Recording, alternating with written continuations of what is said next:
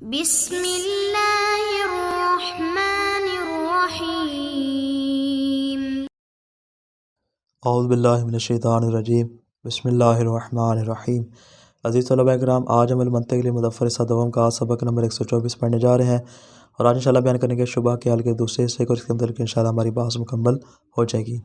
مصنف نے اس بات کو بیان کیا تھا کہ ہمارے سامنے استقراء ناقص کی چند قسمیں آتی ہیں، البتہ ساری کی ساری اقسام جو ہے مفید ظن نہیں ہے، بلکہ ان میں سے جو ہم نے پہلی قسم کو بیان کیا تھا فقط وہ مفید ظن ہے، البتہ اس کے علاوہ باقی جتنی بھی اقسام ہیں وہ ساری کی ساری موجب یقین ہے۔ کل ہم نے پہلی اور دوسری قسم کو بیان کیا تھا، پہلی قسم کو ہم نے ظن آور قرار دیا تھا، جبکہ دوسری قسم کو ہم نے یقین آور قرار دیا تھا۔ آج تیسری قسم کو بیان کرنے جا رہے ہیں۔ فرماتے تیسری قسم اس استقراء ناقص کی ہے کہ جس کا مبنا ایک امر بدیہی عقلی ہو، یعنی وہ امر بدیہی عقلی پس پشت ہوتا ہے جو کہ استقراء ناقص کو موجب یقین اور قطع قرار دیتا ہے۔ مثال کے طور پہ فرماتے ہم ایک یا چند موارد میں استقراء کرتے ہیں اور اس بات کو معلوم کر لیتے ہیں کہ کل جز سے بڑا ہوتا ہے، لیکن فرماتے اس حکم کے پس پشت ایک امر بدیہی عقلی ہوتا ہے کہ جو حکم کلی لگانے کا موجب بنتا ہے، اور ہم کہتے ہیں کہ پوری کائنات میں جہاں پر بھی کل ہوگا وہ کل ہمیشہ جز سے بڑا ہوگا، یا ہم اس بات کا حکم لگاتے ہیں کہ النقیضان لا یجتمعان، نقیضان کبھی بھی آپس میں جمع نہیں ہو سکتی۔ مطلب اس طرح کی جتنے بھی احکام عقلیاں ہیں وہ ایک امر بدیہی عقلی کے پس پشت ہوتی ہے کہ وہاں پہ اگرچہ ہم تمام کے تمام موارد میں استقراء نہیں کرتے، لیکن اس کے باوجود فرماتے ہیں ہم وہاں پہ حکم بطور قطعی اور جزمی کے لگا دیتے ہیں۔ فرماتے وہ امر بدیہی یہ ہو کیا پہ ہم فقط اور فقط موضوع، محمول اور ان کے درمیان نسبت کا تصور کرتے ہیں اور وہاں پہ حکم کلی کا استنباط کر لیتے ہیں۔ البتہ اس قسم کے بارے میں مصنف تبصرہ فرماتے ہیں کہ اس کو استقراء میں سے شمار نہیں کرنا چاہیے۔ کیوں؟ اس میں اصلاً استقراء ہوتا ہی نہیں ہے، بلکہ وہاں پہ ہم کیا کرتے ہیں، فقط یہاں پہ ایک امر بدیہی ہوتا ہے۔ وہ کیا ہوتا ہے کہ ہم تصور کے ذریعے ایک حکم کلی کو لاگو کر دیتے ہیں، چاہے جزئیات میں سے کسی ایک جزئی کا مشاہدہ بھی نہ کیا جائے۔ فرماتے ہیں استقراء تو وہ ہوتا ہے کہ جہاں پہ ایک کم سے کم ایک یا چند ایک جزئیات کا مشاہدہ کیا جائے، تو جہاں پہ اصلا جزئی کا مشاہدہ نہیں ہوگا فرماتے وہاں پہ حکم کلی بھی بیان نہیں کیا جائے گا۔ پس فرماتے یہ قسم بھی موجب یقین ہوگی، البتہ اس کو بھی پہلی والی قسم کی طرح ظن آور قرار نہیں دیا جا سکتا، لیکن مصنف کی نزدیک بہرحال اس کو ہم استقراء ناقص میں سے شمار نہیں کر سکتے، بلکہ اس کو ہم بہتر ہے کہ یہاں سے نکال دیں۔ کیوں؟ اس لیے کہ اس میں اصلاً کسی جزئی کا مشاہدہ ہی نہیں کیا جاتا۔ آگے آ جائے گی چوتھی قسم اور آخری قسم۔ مطلب چوتھی قسم ہے کہ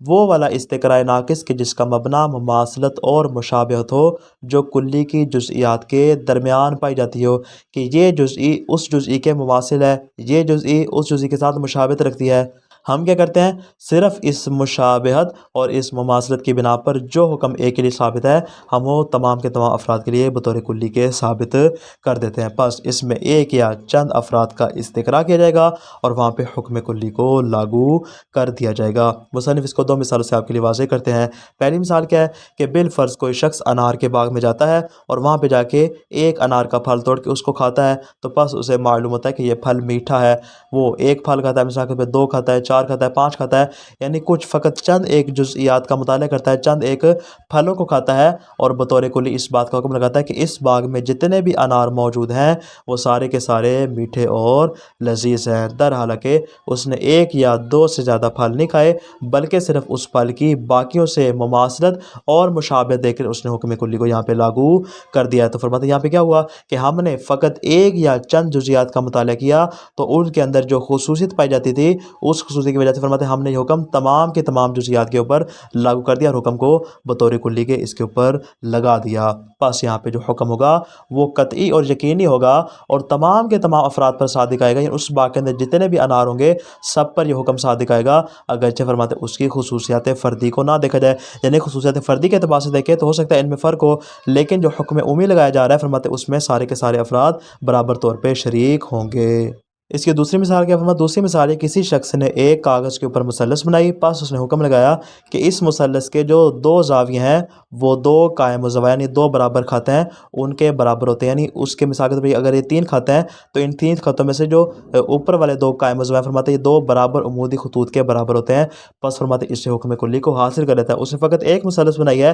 لیکن اس مثلث فرماتے جو اس نے حکم لاگو کیا وہ سارے کے سارے افراد پر بطور عمومی صادق آ جائے گا۔ پس یہاں پہ جو حکم ہمارا اس کا مبنا کیا ہے؟ مت اس کا مشاہدہ نہیں ہے، علیت نہیں ہے، بلکہ وہ کیا کر رہا ہے یہاں پہ فقط اور فقط کیا کر رہا ہے؟ ایک چیز کو دوسری چیز کے مشابہ قرار دے کے اور اس کے مماثل قرار دے کے اس کے اوپر حکم کلی کو لاگو کر رہا ہے۔ مصنف فرماتے ہیں کہ ان چاروں اقسام میں سے ہمارے پاس فقط اور فقط جو پہلی قسم ہے وہ یقین آور نہیں ہے بلکہ ظن آور ہے، جبکہ باقی جو 3 اقسام ہیں وہ ساری کی ساری یقین آور شمار ہوتی ہیں، اور فرماتے ہیں ان کو ہم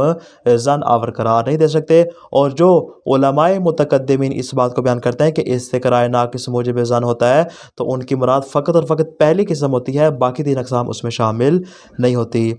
ان تمام اقسام میں سے فرماتے ہیں جو دوسری قسم ہے جس کو ہم نے استقراء معلل قرار دیا، جہاں پہ ہم نے کہا تھا کہ فقط مشاہدہ نہیں ہوتا بلکہ مشاہدہ کے ساتھ وہاں پہ علت کو دیکھا جاتا ہے کہ یہ اس کی علت بن رہی ہے، وہاں پہ 2 چیزیں ہوتی ہے، ایک مشاہدہ تھا، دوسری علت ہوتی ہے، اور اس علت کو دیکھ کے وہاں پہ حکم لگاتے ہیں اور ہم نے کہا تھا کہ ایسی استقراء جو ہوتی ہے وہ کیا ہوتی ہے؟ وہ موجب یقین ہوتی ہے۔ کیوں؟ اس لیے کہ جو معلول ہوتا ہے وہ اپنی علت سے تخلف برداری نہیں کر سکتا۔ فرماتے ہیں یہ جو استقراء معلل جو ہم نے دوسری قسم بیان کی تھی، منطقی حضرات اس کا ایک اور نام بیان کرتے ہیں اور وہ ہے استنباط یا طریقے بحث علمی، وہ اس نام سے اس کو بیان کرتے ہیں۔ البتہ مصنف فرماتے ہیں کہ اس قسم میں کچھ جزیات ہیں، کچھ تفصیلات ہیں، لیکن فرماتے ہیں کہ ہماری اس کتاب میں چونکہ ہمارا مختصر سا رسالہ ہے، مختصر سی کتاب ہے، فرماتے ہیں اس میں اس بات کی گنجائش نہیں ہے کہ ہم اس کی مکمل تفصیلات کو یہاں پر آپ کے سامنے بیان کریں۔ عبارت پہ غور کیجیے گا۔ الثالث ان یبنی علی بدیہۃ العقل،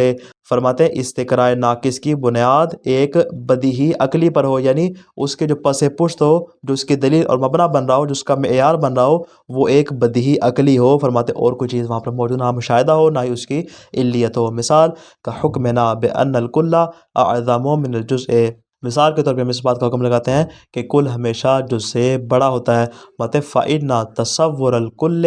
وَتَصَوُّرَ الْجُزْءِ، فقط کل کا تصور کر لینا اور جز کا تصور کر لینا، وَتَصَوُّرَ معنی اعظم، اور معنی اعظم کا تصور کر لینا، جو ان کے مابین جو نسبت پائی جاتی ہے اس نسبت کا تصور کر لینا، ہوا کافٍ لہذا الحکم، وہ اس حکم کو ثابت کرنے کے لیے یہاں پہ کافی شمار ہوگا۔ وَلَيْسَ هَذَا فِي الْحَقِيقَةِ استقراء، مطلب حقیقت میں یہاں پہ استقراء نام کی کوئی چیز ہوتی ہی نہیں ہے، لِأَنَّهُ لَا يُتَوَقَّفُ عَلَى الْمُشَاهدَةِ، اس لیے کہ یہ اصل مشاہدہ پر موقوف ہوتی ہی نہیں ہے۔ یعنی یہاں پہ کیا ہوتا ہے؟ یہاں پہ فقط تصور ہوتا ہے، یہ بدیہی عقلی ہوتی ہے، اس کے علاوہ اور کوئی چیز یہاں پہ موجود نہیں ہوتی۔ فَإِنَّ تَصَوُّرَ الْمَوْضُوعِ وَالْمَحْمُولِ كَافٍ لِلْحُكْمِ، موضوع کا تصور کرنا، محمول کا تصور کرنا اور ان کے مابین جو نسبت پائی جاتی ہے فقط اس کا تصور کر لینا ہی حکم کرنے کے لیے کافی شمار ہوتا ہے۔ وَإِن لَمْ تُشَاهِدْ جُزْئِيًّا وَاحِدًا مِنْهَا، اگرچہ وہ مستقری اس کی جزئیات میں سے کسی ایک جزئی کا مشاہدہ بھی نہ کرے، پھر بھی فرماتے حکم بطور کلی کے یہاں پہ ثابت ہو جاتا ہے۔ یہ ہو جائے گی تیسری قسم۔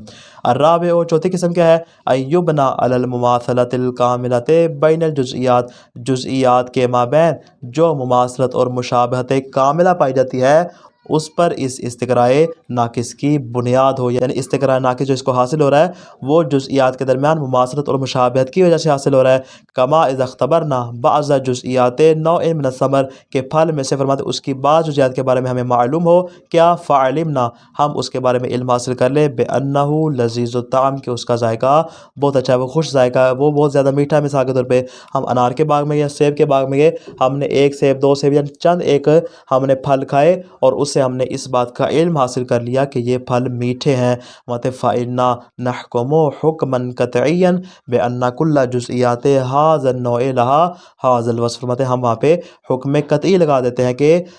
اس نوع کی جتنی بھی جزئیات ہیں ان کے لیے یہی وصف ثابت ہوگا، فرماتے ہیں اگرچہ وہاں پہ اس کی خصوصیات فردی کو مد نظر نہ بھی رکھا گیا ہو۔